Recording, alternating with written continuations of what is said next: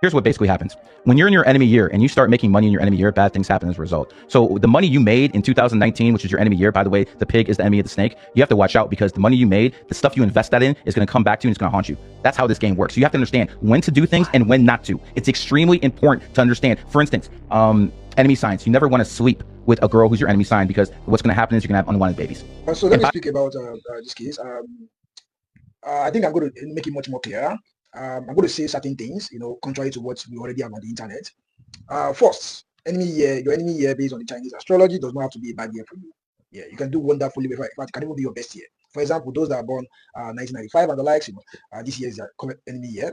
But yes, they can do very great things this year. So it has absolutely, nothing to do with the enemy year. Now, there's also a reference of Elon Musk as well, because Elon Musk this year is also his own enemy year. But I can tell you for a fact that what is happening to him currently this year, the difficult times that he's facing this year, has absolutely nothing to do with the enemy year.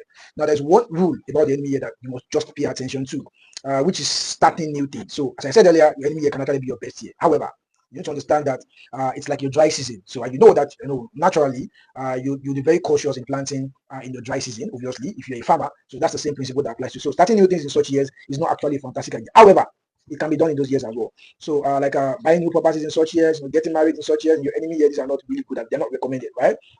But as I said, it can actually be a wonderful year. So it doesn't have to be a distress year also. But what affects you directly the most, which people do not pay attention to, is your challenging year. That is where there's a big deal. Now, let me share an experience with you.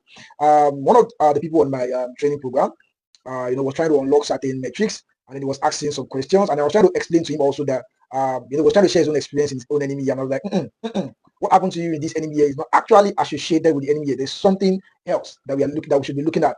I know he didn't understand that at first, so he had to private chat me, explain to me, but show me because I have tools I share to them so he shared me the tool. I said, go and use the tool and check. Don't look at the Chinese part of the Chinese astrological part. Look at the numbers directly. Look at your challenging years. And now, interestingly, it was in his year 8